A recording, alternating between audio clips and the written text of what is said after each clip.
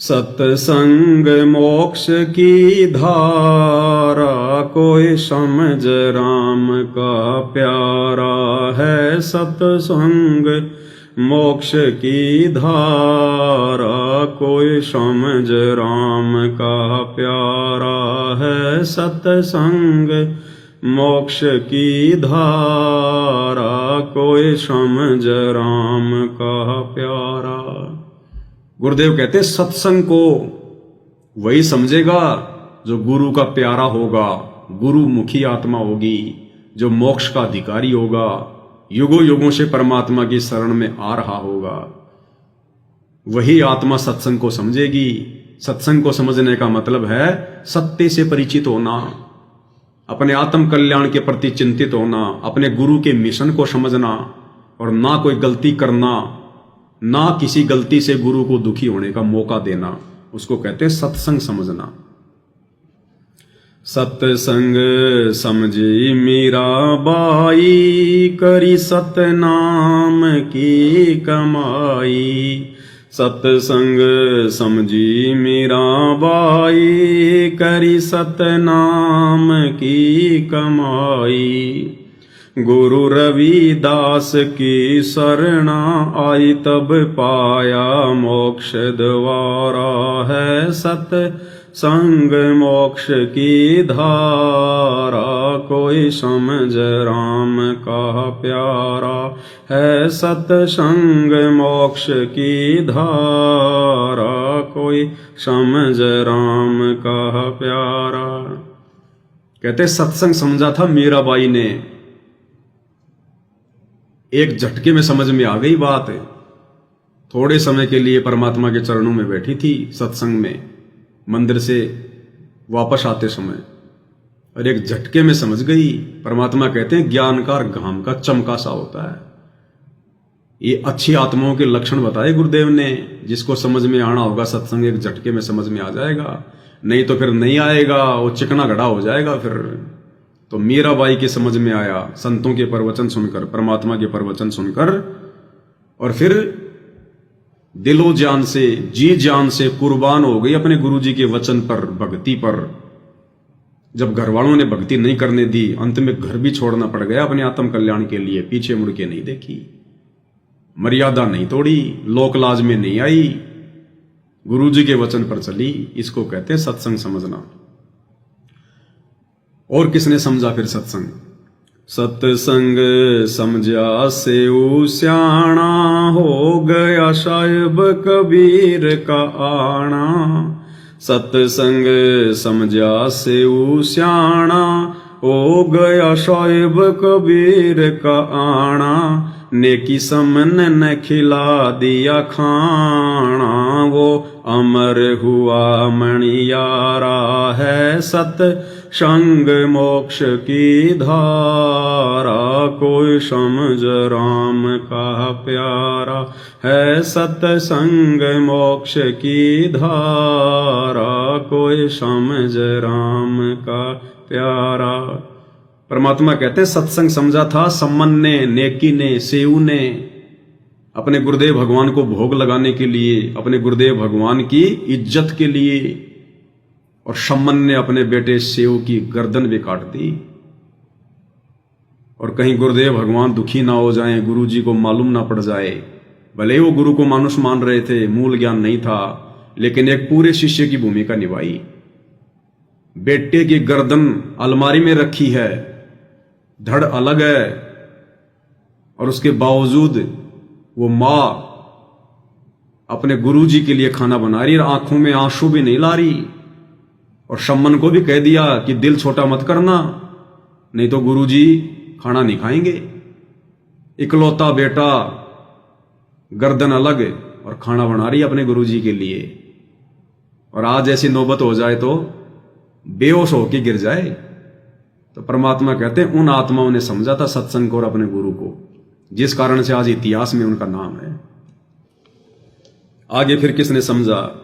सत्संग समझा अब्राहिम सुल्तानी, तज गया बुल्क बुखारा रजदानी। सत्संग समझा अब्राहिम सुल्तानी, तज गया बलक बुखारा राजधानी।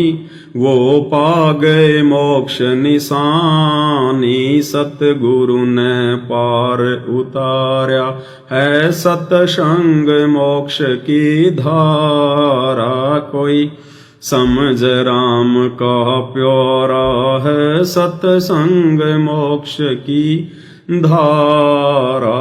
कोई समझ राम का प्यारा। कहते बलक बुखारे के बादशाह अब्राहिम सुल्तान ने सत्संग समझा। परमात्मा कहते हैं एक कै चोट सिधारिया जिन गुरु मिलन दी आस। जिनको आत्म कल्याण का चस्का लग जाता है, कहते हैं एक चोट में समझ जाते हैं। अब्राहिम सुल्तान युगों युगों से परमात्मा की श्रेष्ठ आत्मा थी। चोट लग गई, बात समझ में आ गई, और वो राजपाट भी ठोकर मार दी। देवताओं का राजा इंद्र भी लज्जित हो जाता था अब्राहिम सुल्तान के ठाठ बाट देख के, कि जितने ठाठ बाट बलक बुखारे के बाद से अब्राहिम के हैं, उतने तो इंद्र के भी नहीं है, मेरे भी नहीं है। कहते हैं उस राज्य को ठोकर मार दी अपने आत्म कल्याण के लिए, अपने गुरुजी के वचन पर रहकर भक्ति करने के लिए। परमात्मा ने एक शब्द में बताया, बया शपथ पूरी मैं शाका, सुल्तानी मार्ग बांका। कहते हैं ऊपर देवलोक में भी डंका बज गया कि भाई अब्राहिम सुल्तान का मार्ग बहुत टेढ़ा है। धन मात पिता जिन सिरजे,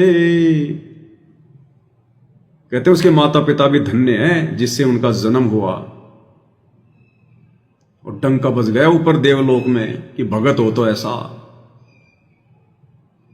जिस राज्य के लिए हम देवता लोग लड़ मरते हैं, और उस राज्य को अब्राहिम सुल्तान ने अपने आत्म कल्याण के लिए, मोक्ष के लिए, अपने गुरुजी के वचन पर खरा उतरते हुए और ठोकर मार दी। 16,000 रानियां, एक से एक नवेली सुंदर, उनको छोड़ दिया। 18 लाख घोड़े, करोड़ों की सेना, कुछ नहीं देखा उसने, पीछा मुड़ के नहीं देखा, और निकल पड़ा अपने आत्म कल्याण के लिए। कहते हैं उसने समझा था सत्संग, आज आप और हम क्या छोड़ देंगे। पहली बात हमारे पास कुछ है नहीं, और जो है जब वो भी छोड़ने का समय आता है तो हम लोग पीछे कदम हटाते हैं। अरे परमात्मा हमसे राजपाट नहीं छुड़वा रहे, घर कोठी कार बंगले नहीं छुड़वा रहे, परमात्मा हमसे बुराइयां छुड़वा रहे हैं।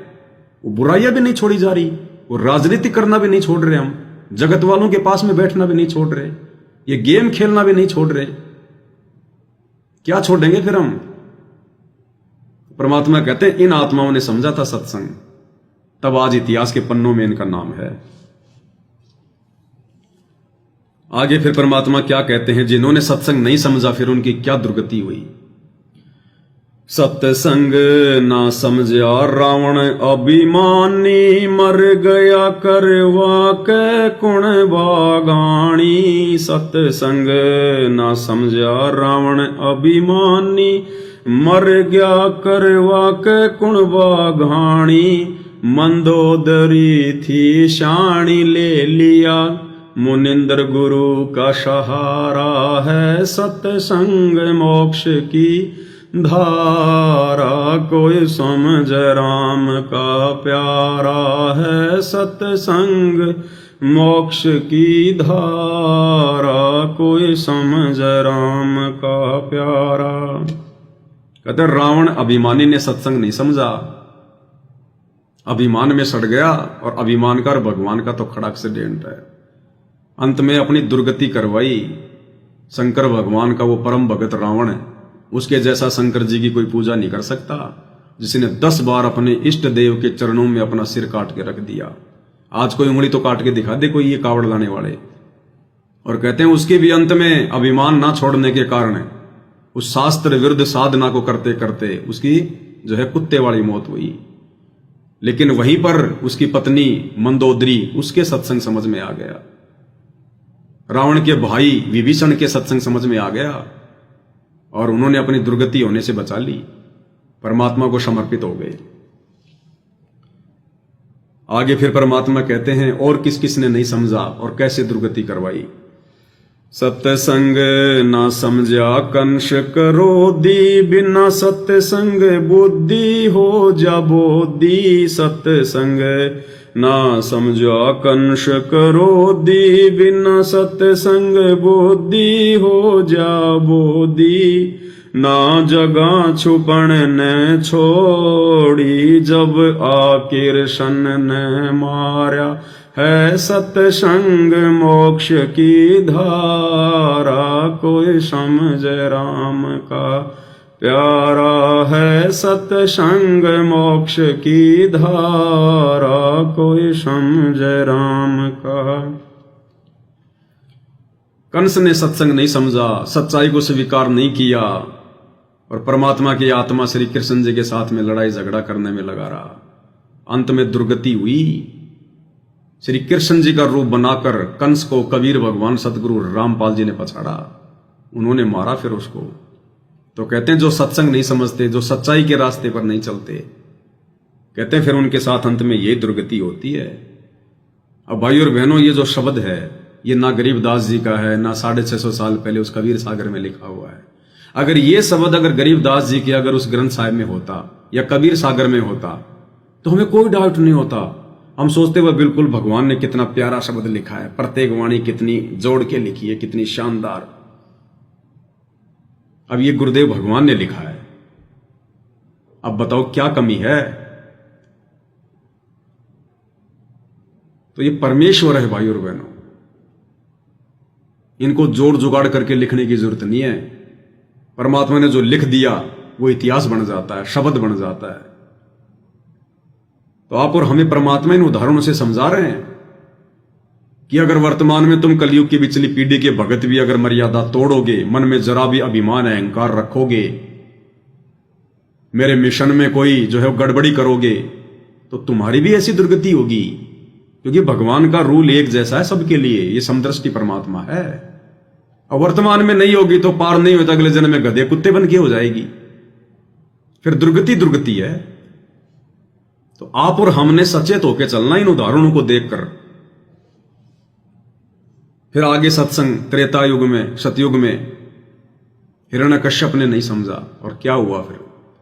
सत्संग ना समझा हिरणाकुश अन्यायी, राम के जन से राड जगाई।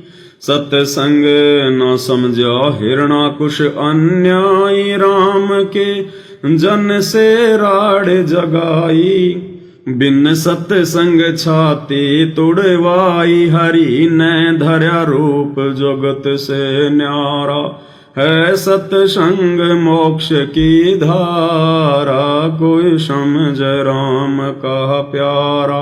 है सत्संग मोक्ष की धारा, कोई समझ राम का प्यारा। भगत प्रहलाद के पिता हिरणाकुश ने सत्संग नहीं समझा, सच्चाई को स्वीकार नहीं किया। परमात्मा कहते हैं राम नाम प्रहलाद पढ़ावे, लेकिन हिरणाकुश नहीं समझा।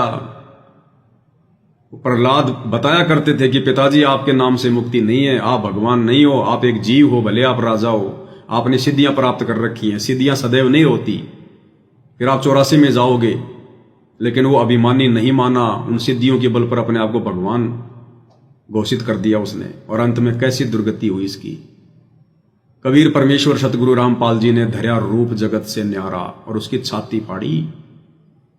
अब बताओ, कहते हैं कि विष्णु जी ने नरसिंह रूप धारण किया था। अरे विष्णु जी तो इसी जगत में रहते हैं, इसी जगत में विष्णु लोक में रहते हैं। और भगवान क्या कह रहे हैं, धर्या रूप जगत से न्यारा। तेरे 84 लाख योनियों से भिन्न, मनुष्य से भिन्न, देवताओं से भिन्न रूप परमात्मा ने धारण किया। ये विष्णु नहीं बना सकता था ये रूप, उसके तो दिमाग में भी नहीं था। अब क्या किया जाए, विष्णु के बस की बात नहीं थी, ना ब्रह्मा के बस की बात, ना शंकर के बस की बात है। फिर कई लोग कहते हैं कि ब्रह्मा जी ने तो वरदान दिया था, क्या फिर ब्रह्मा जी उनको मार नहीं सकता था? अरे नहीं मार सकता था भैया। अरे भस्मासुर को भस्म कड़ा किसने दिया था? शंकर जी ने। और फिर क्या हुआ शंकर जी के साथ में? भाई जो कड़ा दे सकता है वो मार भी तो सकता है, फिर क्यों भाग लिया उसके आगे? तो भाई और बहनों, फिर इन देवी देवताओं की इज्जत रक्षा भी कबीर भगवान सतगुरु रामपाल जी आके करता है। इनके बस की बात भी नहीं होती। तो कहते बिन सत्संग छाती तुड़वाई, हरि न धर्या रूप जगत से न्यारा। हरि, असली हरि ये कबीर भगवान है। सत्संग समझा नानक देव कीनी, गुरु चरणों की सेव। सत्संग समझा नानक देव कीनी, गुरु चरणों की सेव। सेव यानी पूजा। नानक जी ने सत्संग समझा, सच्चाई को समझा, कबीर जी को अपना गुरु धारण किया और उनके चरणों की सेवा की, यानी भक्ति की, उनके अनुसार बताए अनुसार। सत्संग समझा नानक देव कीनी, गुरु चरणा की सेव। सत्संग समझा नानक देव कीनी, गुरु चरणा की सेव। तार दिया लोक लाज को लेव, किया सायुब कबीर गुरु प्यारा है। सत्संग मोक्ष की धारा, कोई समझ राम का प्यारा है। सत्संग मोक्ष की धारा, कोई समझ राम का प्यारा। नानक जी ने सत्संग समझा, ना समाज को देखा, ना रिश्तेदारों को देखा, कुछ नहीं देखा। परमात्मा की भक्ति में लगन लगा दी। दुनिया पता नहीं क्या क्या कहने लगी उनको, घर वाले भी उनके विरोध में आ गए। ये कहां से घर में दुश्मन पैदा हो गया, हमारे देवी देवताओं को भी छोटा बताता है, उनकी पूजा भी नहीं करता। समाज उनके विरोध में हो गया, लेकिन उन्होंने लोकलाज की परवाह नहीं करी, अपने गुरु के वचन की परवाह करी कि दुनिया नाराज हो जाएगी, मेरा कुछ नहीं बिगड़ेगा, कुछ नहीं कर सकती, जो मेरा संस्कार है वही मिलेगा। लेकिन मेरा भगवान जो संस्कारों को जो बनाने वाला है, अगर वो नाराज हो गया तो फिर मैं कहीं का नहीं रहूंगा। तो ना दुनिया देखी, ना रिश्तेदार देखे, ना घरवार देखा, और परमात्मा के चरणों में लो लगा दी। तो गुरुदेव कहते हैं वर्तमान कलयुग की पिछली में पीढ़ी में हमारा भी उद्धार इसी प्रकार लोकलाज को छोड़कर, मान बढ़ाई को छोड़कर, हर प्रकार से गुरु चरणों में समर्पित होकर ही हमारी मुक्ति होगी। सत्संग समझा ज्ञानी मोर ध्वज, संग में लड़का तमर ध्वज। सत्संग समझा ज्ञानी मोर ध्वज, संग में लड़का ताम्र ध्वज। रानी ने पूरा किया फर्ज, धरा बेटे के सिर आरा है। सत्संग मोक्ष की धारा, कोई समझ राम का प्यारा है। सत्संग मोक्ष की धारा, कोई समझ राम का प्यारा। अब भाई और बहनों, वैसे तो एक एक चौपाई में बहुत बड़ी बड़ी ये कथाएं हैं, ये शब्द 20 दिन में भी पूरा नहीं हो सकता, लेकिन गुरुदेव भगवान ने हमें बहुत ही अच्छे से अपने सत्संगों में समझा रखा है। इसलिए हम भगत भाई बहन सतगुरु की महिमा करते हुए आगे बढ़ेंगे। तो कहते हैं मोर ध्वज ने सत्संग सुना, ताम्र ध्वज ने सत्संग समझा, और एक स्वर्ग के लिए, क्योंकि उस समय बेचारों को स्वर्ग का ही पता था, सतलोक का तो किसी को शौपन में भी ज्ञान नहीं था, और स्वर्ग को ही सबसे उत्तम उपलब्धि माना करते थे। और राजा होने के बावजूद, जिस राजा को धरती पर भी सारे सुख, नौकर चाकर ठाठ बाट सेना, कहते हैं स्वर्ग के लिए उस राजा मोर ध्वज ने भी अपना राज्य त्यागना स्वीकार कर लिया, शेर का भोजन बनना स्वीकार कर लिया, कि अगर ऐसी दुर्गति से भी मौत होकर अगर स्वर्ग मिल जाए तो 100 बार मर जाऊं। और आप और हमें तो गुरुदेव भगवान कह रहे हैं कि बच्चों ये मंत्र है, ये भक्ति है, ये मर्यादा है, घर बैठ के भक्ति करो, तुम्हारा बाल विवाह का नहीं होगा, और अंत में विमान में बैठ के सतलोक जाओगे। और फिर भी हमारे से मर्यादा नहीं निभाई जा रही। अब गुरु जी कहते बच्चों तुम्हारे को शेर का भोजन बनना पड़ेगा, बताओ छुप जाएंगे कहीं, नाम नूम तोड़ ताड़ के भाग जाएंगे कि छोड़ो, ये भी कोई भक्ति हुई? अरे सतलोक के लिए शेर का क्या, अगर अपना भाई और बहनों अपने शरीर का अंग यदि अपने हाथों से भी काट काट के गुरुदेव के चरणों में समर्पित करना पड़े तो भी कम है। गुरुदेव भगवान अपनी वाणी में कहते हैं कि शीश उपाड़े भूमि धरे और ऊपर रखे पाव, कबीर का घर शिखर में तेरी गरज पड़े तो आओ।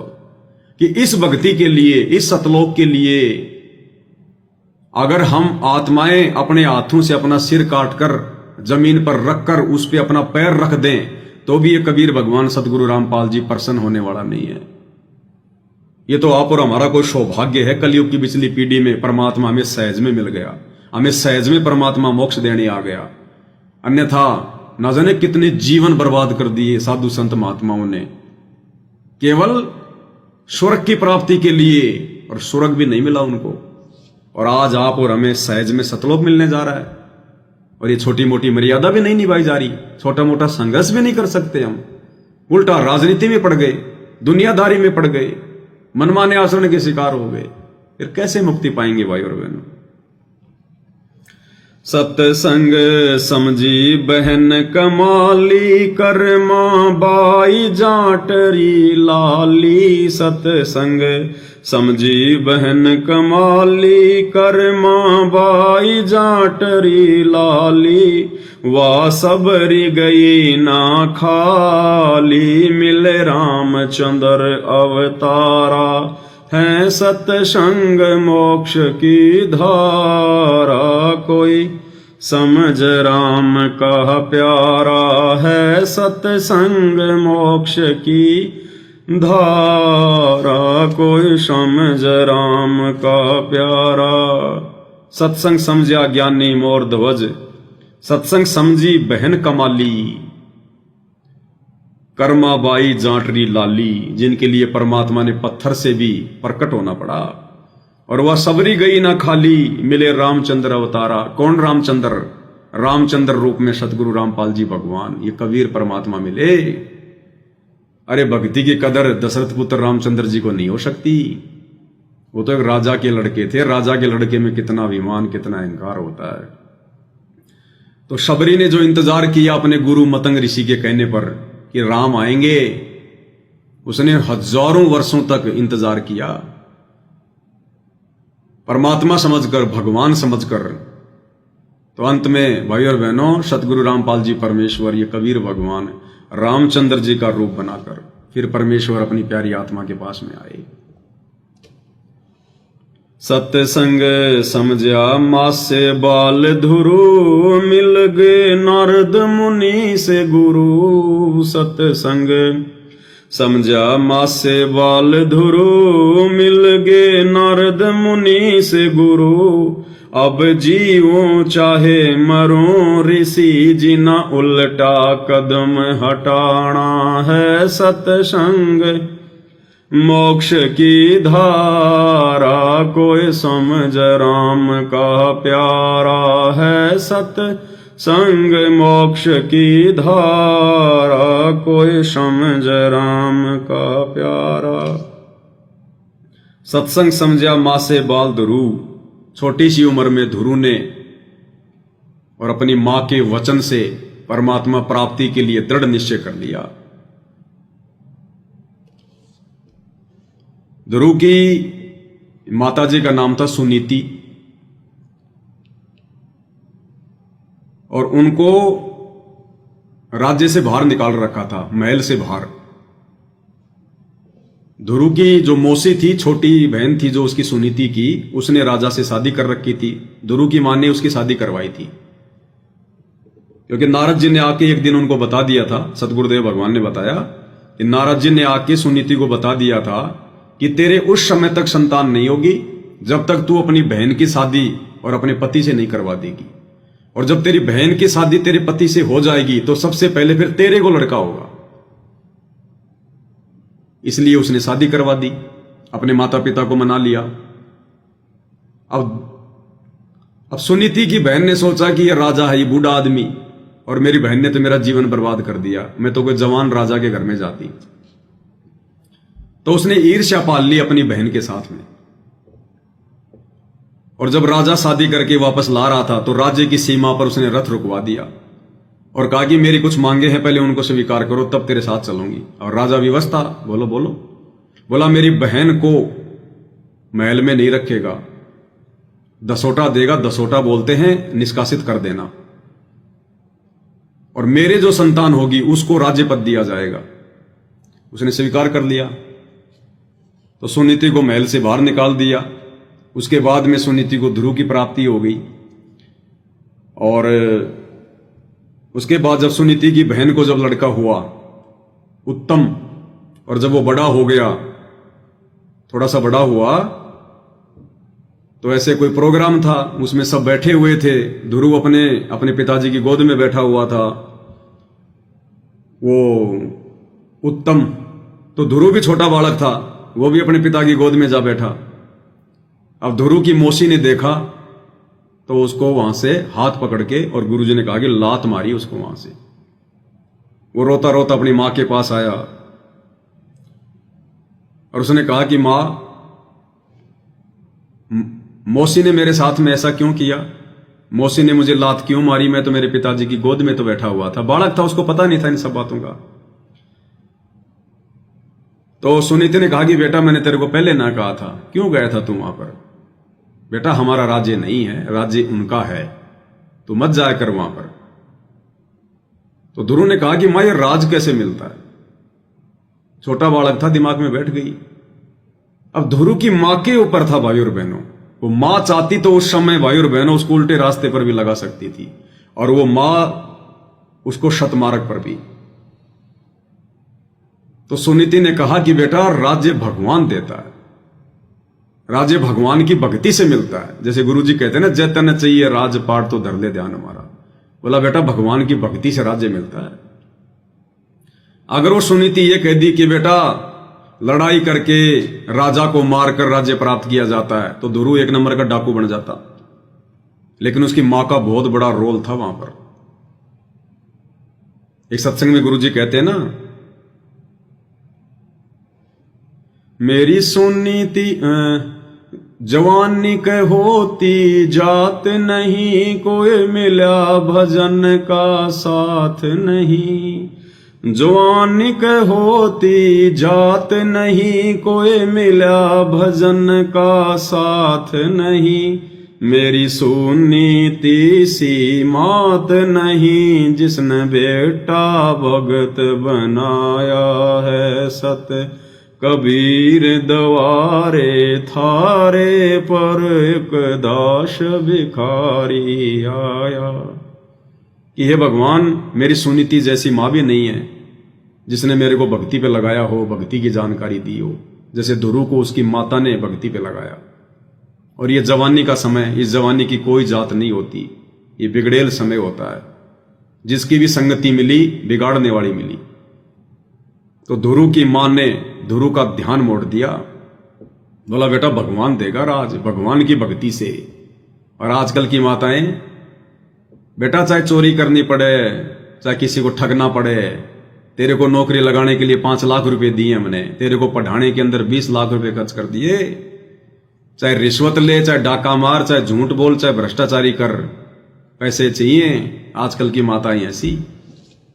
और मालूम है उन घर वालों को कि ये जो पैसा घर में आ रहा है, ये बेईमानी का है, रिश्वत का पैसा, जहर आ रहा है। इसकी सैलरी केवल इतनी नहीं है जितना ये ठाट बाट कर रहा है, जो घर में सामान आ रहा है। फिर भी माता पिता कुछ नहीं बोलते, माया के लोभी, और जहर को खाते रहते हैं। तो सुनीति ने कहा कि बेटा, भगवान को प्रसन्न करने से, भगवान की भक्ति से राज मिलता है। छोटा सा बालक था, पिछले जन्म के संस्कार थे। परमात्मा कहते हैं पिछले जन्म से होते हैं पूर्ण हंस मुराद। उसी समय बोला, मां मैं भगवान को ही प्रसन्न करूंगा। उसके बाद सुनीति ने बहुत मना किया कि बेटा मत जा मत जा, लेकिन नहीं माना। फिर उसने संदेशा भिजवाया अपने पति के पास में कि ऐसे ऐसे ध्रुव जो है जंगल में जा रहा है भक्ति के लिए। उसके बाद में ध्रुव का जो पिता था उसने भी कह दिया कि बेटा मैं तेरे को आज, मैं उसको आधा राज्य दे दूंगा। लेकिन वो नहीं माना फिर, कि नहीं, अब तो भगवान से लूंगा राज्य, अब तो भगवान से लूंगा राज्य। और चला गया। अब परमात्मा ऐसे आत्माओं के पीछे दौड़ते हैं। फिर जो जन मेरी शरण है ताका हूं मैं दास, मिले नारद मुनि से गुरु। परमात्मा नारद मुनि का रूप बनाकर आ गए, सदगुरु रामपाल जी भगवान। यही परमात्मा डोलता हम नीचों के पीछे पीछे। ये ध्रुव, प्रहलाद, गोपी चंद, भर्तरी, फलाने दिखने, सब ये कलयुग की पिछली पीढ़ी में थे और ये मर्यादा में रहे नहीं, गुरु के रहते सहते पार हुए नहीं। उसके बाद ये काल के हत्थे चढ़ गए और इस भक्ति से फिर मनुष्य जन्म मिलते रहते हैं। और उन मनुष्य जन्मों में जब कोई आपत्ति आती है, कोई दिक्कत आती है, तो इसी भगवान को आना पड़ता है। फिर जैसे वो टटेरी पक्षी, उसकी भी पिछले जन्म की भक्ति शेष थी, उसके अंडों की रक्षा के लिए भी भगवान ने इंद्र के हाथी का घंटा तोड़ के रक्षा करनी पड़ी महाभारत के युद्ध में। फिर हम परमात्मा को दुखी करते हैं। फिर नारद मुनि के रूप में आए गुरुदेव भगवान और समझाया, बेटा कहां जा रहा है? बोले ऋषि जी परमात्मा पाने जा रहा हूं, भगवान को प्रसन्न करूंगा, राज्य लूंगा। बोले बावड़े, ऐसे थोड़ी मिलता है भगवान। भगवान के लिए तो गुरु बनाना पड़ता है, बिना गुरु के थोड़ी मिलता है। उसी समय पैरों में पड़ गया नारद मुनि के ध्रुव। बोला फिर आपसे बढ़कर गुरु कहां मिलेगा, जिन्होंने मुझे ऐसे ज्ञान की बात बताई। फिर परमात्मा ने उसको मंत्र दिया, उसने लो लगाई उस मंत्र में, फिर जंगल में नहीं गया, फिर वो आगे वापस आ गया अपने घर पर और उस मंत्र की साधना करी और 6 महीने में उसने परमात्मा प्रकट कर दिया। गुरु जी सतगुरु रामपाल जी को उसने विवश कर दिया, इतना प्रसन्न किया उसने, ऐसा जाप किया उसने। तो परमात्मा आप और हमें शिक्षा देते हैं शब्दों के माध्यम से, खाली फॉर्मेलिटी से बात नहीं बनेगी। सतलोक जाने की कोई उम्र नहीं है कि बुढ़ापे में जाएंगे। परमात्मा कहते हैं जीवन तो थोड़ा ही बड़ा, जय सत सुमरण होए, लाख बरस का जीवना लेखे धरे न कोई। एक पल में पार कर दे भगवान अगर हम तैयार हो जाएं तो। हमारे में बहुत कमियां हैं, उन कमियों को दूर हटवाने के लिए परमात्मा ये शब्द सत्संग दिन रात मेहनत कर रहे हैं। उसके बाद फिर परमात्मा प्रसन्न हुए, बोला बेटा बोल क्या चाहिए? बोले भगवान राज्य चाहिए। अब बेचारा नादान था, राज्य के लिए संघर्ष कर रहा था। तो गुरुदेव भगवान ने कहा, अरे नादान तूने ये क्या मांग लिया? अरे मोक्ष मांगता मेरे से। अरे ये तो मैं तेरे को वैसे देने वाला था, तू नहीं मांगता तो भी देता मैं तेरे को, ये तो रुंगे में देता। तूने क्या मांग लिया? तो कहते 36,000 वर्ष तक ध्रुव ने राज्य किया और उसके बाद में उसका जो भाई था ध्रुव, वो भी एक लड़ाई में मारा गया और वो राज्य भी ध्रुव को मिल गया। और जो उत्तम की जो पत्नी थी वो भी फिर ध्रुव के साथ में शादी कर दी गई भक्ति से। तो कहते हैं इन आत्माओं ने समझा सत्संग को, सतगुरु को, सतगुरु के वचन को। ये रही सतगुरु की मर्यादा में जैसे भी उस समय उनको बताई गई थी।